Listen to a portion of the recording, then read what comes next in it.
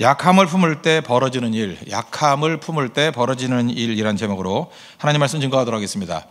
이제까지 갈라디아서를 보면은 굉장히 논쟁적이죠. 논쟁적이어서 사도 바울이 신학자 바울 또는 뭐 조금 더 부드럽게 한다면 설교자 바울 이렇게 보입니다. 근데 오늘 읽었던 이 본문에서만은 목자입니다. 목회자 바울, 따뜻한 가슴이 있는 아비로서의 목회자 바울을 보게 된다는 것입니다. 그래서 하나됨의 아름다움을 보게 되는데 언제 그런 일이 벌어졌냐? 서로의 약함을 품을 때 깊은 사랑과 하나됨을 누릴 수 있다는 것입니다.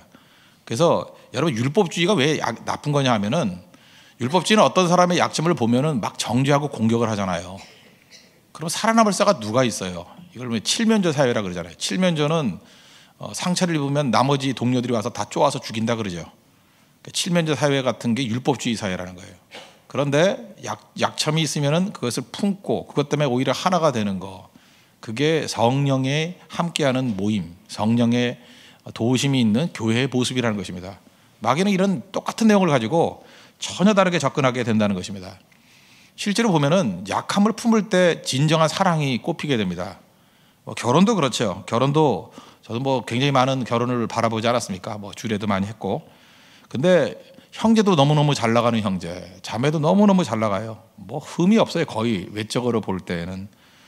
옛날에는 되게 잘 살겠다 그런 생각을 했는데 이제는 그 케이스가 막 누적이 되다 보니까 뭐 살기야 살겠지만 깊은 사랑은 별로 없겠구나 그런 생각을 많이 합니다. 왜냐하면 품을 수 있는 약점이 없으면요 그냥 엉성하게 살아가는 것 같아요. 엉성하게.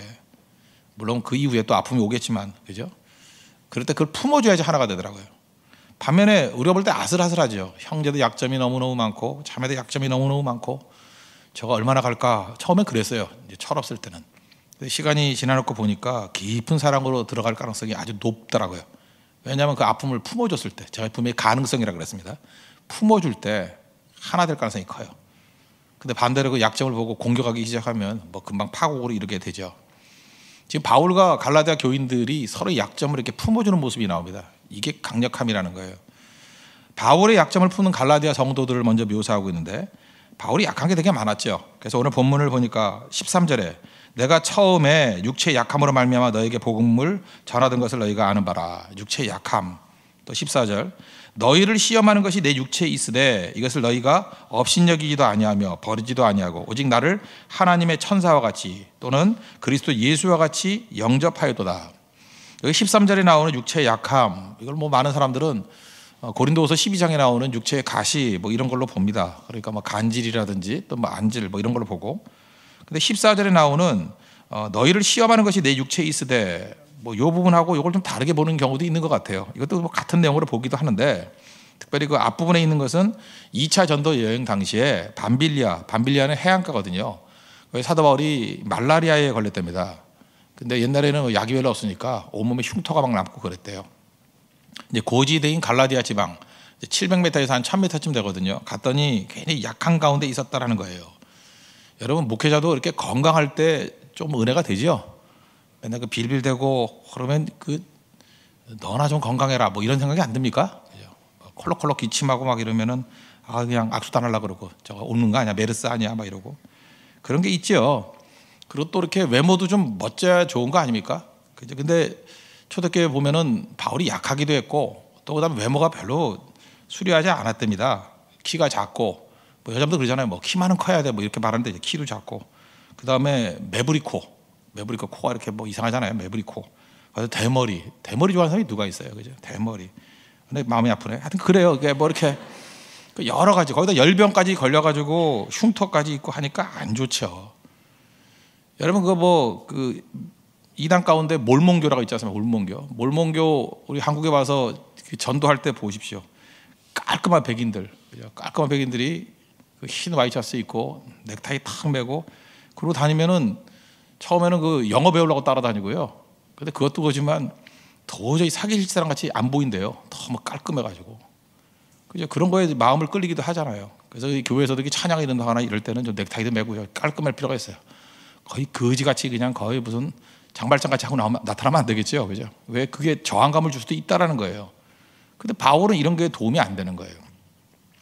제가 어떤 형제, 특별히 굉장히 많은 사람들이 이렇게 좋아하고 그러는 형제가 있었습니다. 어떤 뭐 교회 아니고 굉장히 전국적으로 많은 사람의 흠모를 받는 어떤 형제가 있었어요. 내가 그래서 한번 물어봤어요.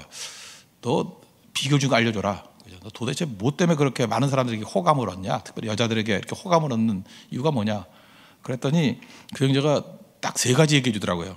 첫 번째, 옷을 잘 입어야 됩니다. 두 번째, 항상 상대방을 칭찬을 해야 됩니다. 세 번째, 유머 감각이 있어야 됩니다. 받아 적었다니까요. 아, 이거 내가 총각들에게 알려줘야겠구나. 이 3가지. 근데 그 첫 번째가 옷을 잘 입어야 된다네. 놀랐어요. 여자들은 남자 외모 안 보는 줄 알았더니 보더라고요. 뭐 얼굴을 보는지 뭘 보는지 옷을 본대. 옷을 얼마나 깔끔하게 입었는지, 신발은 뭘 신었는지, 뭐 남자는 신발 안 보는데 뭐 이런 거 본다라는 거예요. 그래서 어떤 그 구제받아야 될 형제한테 내가 얘기를 해줬어요. 그랬더니 안경부터 바꾸고 조금 낮은 것 같아요. 옷을 바꾸라. 무슨 얘기입니까? 이 정도로 사람들은 외모에 신경 쓴다는 거예요. 그리고 칭찬해 주는 거예요. 어떻게 보면 약간 가짜잖아요, 이거. 그 다음에 또 뭐 유머 감각, 뭐 이건 어떤 인성일 수도 있지만 또 뭐 훈련해서 되는 거 아닙니까? 이런 게 사람들에게 호감을 준다는 거예요. 근데 바울에게 있어서는 난 바울의 유머를 본 적이 없어요. 별로 없어요. 별로 재미있는 것 같지도 않고 칭찬은커녕 만나 때려보시고 뭐 저주를 받을지어다 뭐 하늘에서 내려온 천사라도 내가 안 살려도 뭐 이러고요. 옷이야 말할 것도 없죠. 뭐 생긴 게 이런데 뭐 입어봐야 뭐 소용이 있겠습니까? 그죠? 그럼에도 불구하고 이렇게 약하고 병들고 모든 게 하나도 은혜 받을 내용이 없음에도 불구하고 갈라디아 교인들은 어떻게 했다고요? 업신여기지 않았대요. 그죠? 그리고 버리지도 않았다. 이 버리지도 않았다는 원문은 침을 뱉다예요. 여기 문화권은요, 그 재수 없다라는 뜻이 침 뱉는 거예요. 침 뱉는 거는 가까이 오지 말라. 이게 소아시아 지방에서는 이스라엘 사람들은 어떻게 했죠? 돌 던졌죠. 그죠? 부정하다 그래서 그 나병 환자가 오면 돌 던지고. 문화마다 다르잖아요. 우리나라는 어떻게 하죠? 소금 뿌리죠.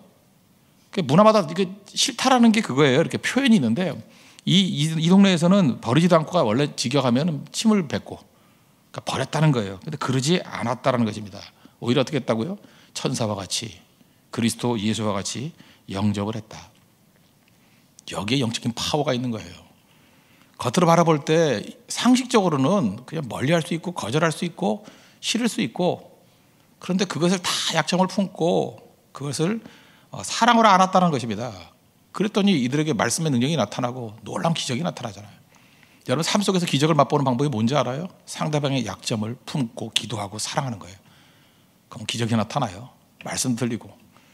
근데 이 교회를 깨기 위한 마귀의 방법이 뭐였냐면, 마귀의 공격, 복음을 공격하기 이전에 목회자를 공격했다는 거예요. 바울을 막 공격했다는 거예요. 어떤 분이 그 이단 매뉴얼 갖고 왔더라고요. 갖고 왔더니 거기 내용도 그런 게 있더라고. 이단 매뉴얼입니다. 이단 매뉴얼을 보니까 일단 맨 앞줄에 앉으라. 여기 앉은 사람들 아니에요. 보니까 앞줄에 앉으라. 그래서 딴짓하래요.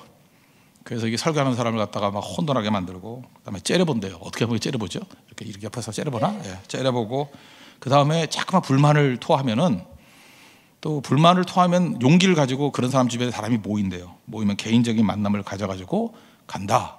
뭐 이런 매뉴얼. 그걸 또 열심히 보더라고요. 세가족부에서는. 예, 그래서 준비하려고. 그죠? 그러니까 다 공격이 뭐예요? 결국 목회자 공격하려는 것들이 있더라는 것입니다. 왜? 스가랴서 13장 7절 예수님도 인용하셨죠. 목자를 치면 양이 흩어진다. 목자를 치면 양이 흩어진다. 그래서 그렇게 공격한다는 것입니다. 오늘 4장 15절 보니까 뭐래 그래요? 너희의 복이 지금 어디 있느냐? 너희들이 그들의 이간질 때문에 이렇게 넘어갔지. 너희들의 복이 어디 있느냐? 복이 뭐예요? 우리가 믿음 가운데 있는 기쁨과 감격과 어떤 은혜, 이런 게 다 사라져 버리는 거죠. 누구를 공격하고 특별히 이렇게 목자에 대한 불만 같은 걸 품으면 기쁨이 사라져요. 그 다음에 감격이 사라지고 은혜가 사라지고. 이 가만히 들어온 자들이 하는 일이 뭐예요? 17절 보니까 그들이 너희에게 대하여 열심 내는 것은 좋은 뜻이 아니요 오직 너희를 이간시켜. 아주 열심히 있는데 목적이 뭐냐면 이간시키는 거예요. 열심히 있는 사람이 있습니다. 근데 이간이 목적이에요. 그런 거 다 마귀 종이라는 거예요. 가짜라는 것입니다. 그래서 다 무너뜨리게 되었다. 그러니까 이 아름다운 교회를 깨기 위한 마귀의 공격이 뭔지를 꼭 알아두라는 것입니다. 그런 의미에서 여러분들 그 약점을 공격의 대상으로 푸는 건 마귀예요. 속고 있는 거예요. 약함은 품을 때 기적과 능력이 나타난다는 것입니다. 또 반대로 바울도 마찬가지입니다. 갈라디아 교회는 약함을 품었습니다. 교인들이 돌변했죠. 그렇게 사랑으로 있던 교인들이 확 돌변하면 배신감 안 느낍니까? 16절 보니까 그런즉 내가 너에게 참된 말을 함으로 걔네들 이단이야 율법 주자들 그거 잘못된 거야 라고 얘기했더니 원수가 되었느냐. 바울을 원수같이 여겼다는 것입니다. 아픈 이야기죠. 사도 바울이 자기 자신의 인격 때문에 그런 게 아니에요. 자기를 공격하기 때문에 그런 게 아니라 이 가짜들이 와서 독초를 뿌려대니까 죽을까 봐 나아가서 얘기를 하죠. 근데 그걸 저버리잖아요. 갈라디아 교회 누가 전도해서 세운 교회예요? 바울. 누가 말씀 증거해서 믿게 됐어요? 바울. 영적 아비 아닙니까? 영적 아비인데 아비를 부정해버리는 거죠. 자기가 믿게 된, 저기까지 오게 된 근거가 뭐예요? 바울이잖아요. 근데 바울을 부정해버리잖아요. 이 가짜들에게 속아가지고. 그런 얘기 하죠. 나는 아버지가 없다고. 아니야, 애비 없는 놈이 어디 있습니까? 애비 없다고 말하는 놈이 있을 뿐이지. 그렇지 않아요? 아버지 없는 게 어디 있어요? 지가 하늘에 떨어졌어요? 아버지 없는 게 어디 있어요? 아버지 없다고 말하는 그 나쁜 놈이 있죠. 어리석은 놈이 있는 거지. 잊지 말라고요. 지금 그렇게 돼버렸어요. 아비 없다고 말하는 멍청한 놈들이 됐다는 거예요. 멍청한 놈들이. 그러면 이게 버려야 될 거 아니에요. 버려야 되는데 바울은 그렇지 않죠. 그들을 또 붙들고 있어요. 여러분, 강사와 목자의 차이점이 뭔지 알아요? 강사의 특징이 뭡니까? 강사는 책임이 없어요. 뭐 이렇게 양떼에 대한 책임도 없고 뭐 관심도 없어요, 사실. 그리고 오직 좋은 말만 해요. 그게 강사 아니에요? 좋은 말만. 여러분들 그 강사 얘기에 너무 빠지지 마십시오. 좋은 말만 해요. 그리고 자기 받을 강사료 책임은 끝이에요. 목자의 특징이 뭐예요? 양을 포기하지 않습니다. 지금 얼마나 많은 말들이 있습니까? 많은 말들이 있을 때 모든 말이 같은 무게가 아니라는 거예요. 그래서 여러분들 그런 말 들어봤죠? 뜬 소문. 왜 소문에는 뜬이라는 말을 붙이죠? 연결점이 없다라는 거예요. 그래서 뜬 소문이에요. 뜬 소문. 떠 있는 말들. 세상에 많은 말들은 뜬 소문이 있고 떠 있는 말이 있거든요. 그거는 다 버려야 될 거예요. 거기에는 도움될 게 없다고요. 어떤 말을 들어야 돼요? 연결되어 있는 말, 인격이 있는 말, 사랑이 있는 말, 확인할 수 있는 사람, 그죠? 뭐 부모님이라든지, 뭐 이렇게 맨날 만나고, 뭐 같은 교회 목회자라든지, 뭐 아니면 친구라든지, 인격이 있잖아요. 계속 관계를 맺는 거 아니에요. 그죠? 그거에 무게를 더 둬야죠. 지금도 여러분 인생 허황되게 사는 길이 간단합니다. 그냥 교회의 인격적인 관계를 하나도 안 맺고, 인터넷에서 설교나 듣고, 뭐 강의나 듣고, 그게 이제 뜬 얘기거든요. 뜬 얘기들. 자기하고 아무 관계도 없는. 물론 뭐 제한적인 하나님의 말씀이니까 영향은 있겠지만 깊은 성장은 없어요. 그건. 그 왜 그렇죠? 떠 있으니까. 그래서 나를 알고 서로 주고받을 수 있고, 그냥 나에 대해서 포기하지 않는 그 사랑이 거기서 나오는 인격적인 말, 그게 살리는 거라는 거예요. 바울은 이렇게 이 사람들이 자기 자신을 갖다가 무시해버리고 진짜 애비 없는 놈들 같이 행동을 하는데 가십거리에 인간적인 모욕을 주고, 그럼에도 불구하고 버려야 되는데 나는 너희를 포기하지 않는다. 이게 무슨 표현이에요? 19절 보니까 너희를 위하여 해산하는 수고를 하였노니. 다시 너희를 위하여 해산하는 수고를 하였노니. 네가 그러다 할지라도 나는 너희 버리지 않고 끝까지 사랑할 거야. 이게 목자죠. 버리지 않아요. 해산하는 수고. 애를 한번 낳아봤으면 좋겠어요. 이게 무슨 수고인지. 해산하는 수고.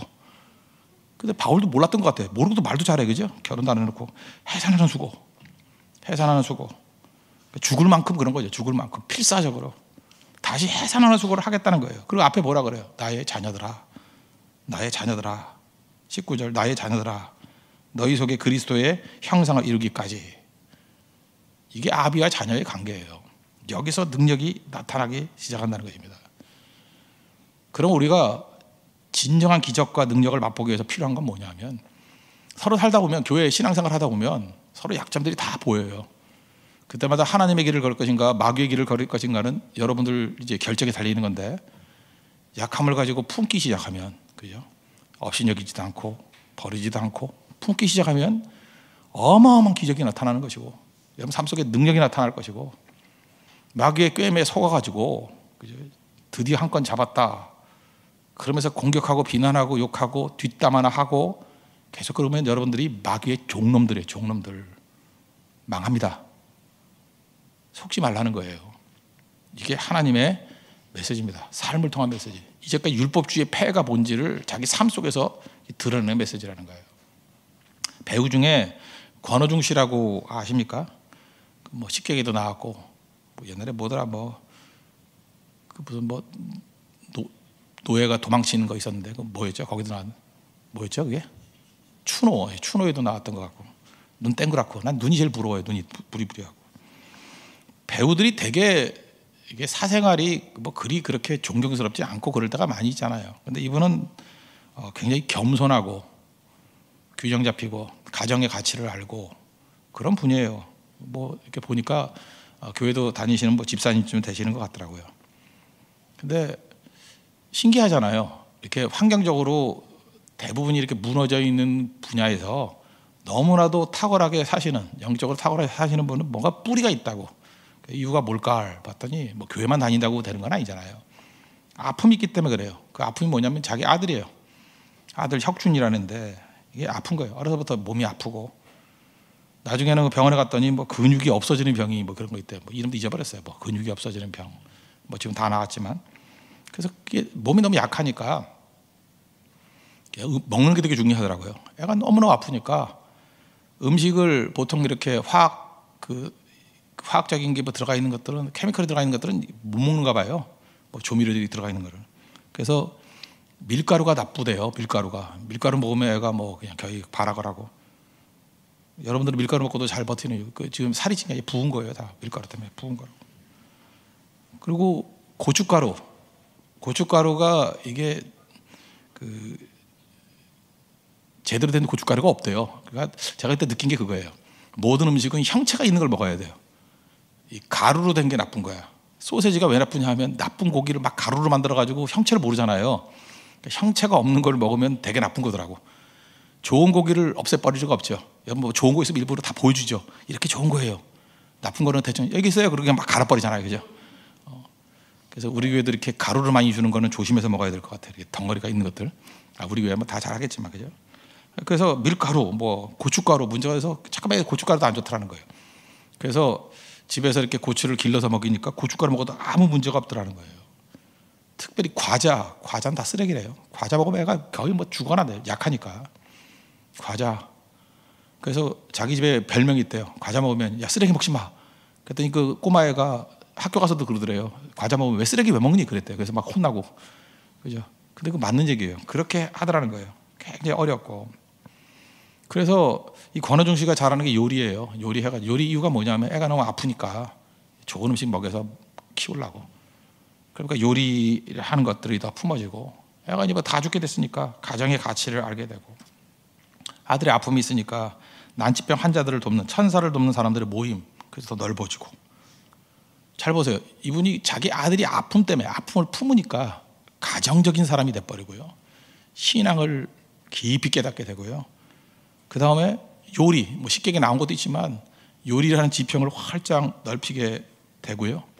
그 다음에 난치병 홍보 대사가 되고 거기다가 천사를 돕는 사람들의 모임이라는 것으로 잠깐 영역이 넓어지는 거예요. 이 사람이 뭐 이렇게 주연급도 아니잖아요. 근데 뭐 잠깐만 넓어지는 거예요. 이유는 뭐냐면 아들 품다 보니까. 거기다가 이분이 해석의 깊이가 있어요. 아버지가 어떤 분이냐? 아버지는 학력이 짧았대요. 그러니까 아버지는 무식하다 이래야 될 건데 해석이 달라져요. 아버지는 학력이 짧아서 다양한 일을 하신 분이에요. 해석이 다르죠.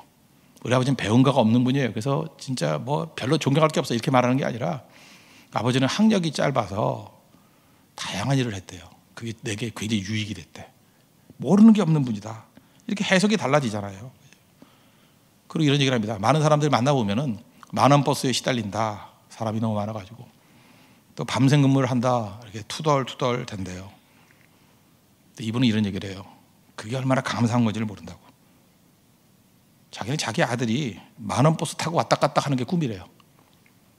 만원 버스를 타고도 출퇴근할 수 있는 그런 사람이 되는 게 꿈이래요. 건강이 없으니까. 밤샘 근무하고도 살아남을 수 있는 그런 건강한 애가 됐으면 좋겠대요. 우리가 말하는 대부분 힘들어 죽겠다 그러는 불평의 내용들이 이분에게 다 감사해요. 그리고 부러움이고. 제가 볼 때 권호중 씨가 이렇게 점체가 변화된 얘기들은 뭐냐? 지금 갈라디아 교회와 바울과의 관계가 똑같은 얘기예요. 약함이 있는데 그 약함을 품다 보니까 하나님이 그 삶 가운데 모든 필요한 것들을 다 채워주더라는 거예요. 이제 여러분들 인생 한번 달리 한번 살아볼 마음 없으십니까? 내 약함도 괜찮고요. 우리 가정의 약함도 괜찮고 내 주변에 있는 사람들 약함이 있으면 무조건 품으세요. 품고 기도하고 사랑하고 그러면요 거기서 기적이 나타나요. 꽃이 피기 시작해요. 그리고 어마어마한 능력이 드러나고 깊어지고 넓어지고 풍성해지는 그런 일이 있다는 것입니다. 반대로 말할 것도 없죠. 마귀의 꾀임에 속아가지고 약함을 보면서 공격하고 비난하고 즐기기 시작하면 그 사람만 무너지는 게 아니라 여러분은 파멸된 인생을 할 겁니다. 성경의 메시지예요. 율법주의가 얼마나 치명적인지를 바울이 지금 예증을 드는 거예요. 나와 너희와의 관계 속에서 벌어진 일을 보라는 거예요. 약함 품으십시오. 그때 놀라운 능력과 은혜가 드러나는 하나님의 거룩한 종이 될 것입니다. 모두 자리에 일어나겠습니다. 나주님의 기쁨 되기 원하네 찬양하겠습니다. 먼저 우리 공동체 기도 드리도록 하겠습니다. 기도하겠습니다. 목자의 따뜻한 마음을 갖게 하소서. 아픔을 품으면 기적이 나타납니다. 아픔을 품을 때 진정한 사랑을 깨닫게 됩니다. 약함을 품음이 축복임을 알게 하소서. 시험거리가 있음에도 불구하고 바울을 품었던 갈라디아 교인의 마음을 주소서. 결코 포기하지 않는 해산하는 수고를 하는 바울의 목자의 심정을 품게 하소서. 든 소문에 흔들리는 것은 어리석음입니다. 인격과 연결된 말씀만 듣게 하소서. 하나님이 내게 여러 약함을 품을 기회를 주십니다. 인생은 그 약함을 품을 때 넓어지고 깊어집니다. 이 축복의 기회를 항상 붙들게 하소서. 예수님의 이름으로 기도합니다. 아멘. 저사랑 인사 나눕시다. 한번 우리 약함을 품읍시다. 한 번 더 나는 당신을 품겠습니다. 그런 자세면 항상 기적이 나타날 것입니다. 나주님의 기쁨 되기 원하네.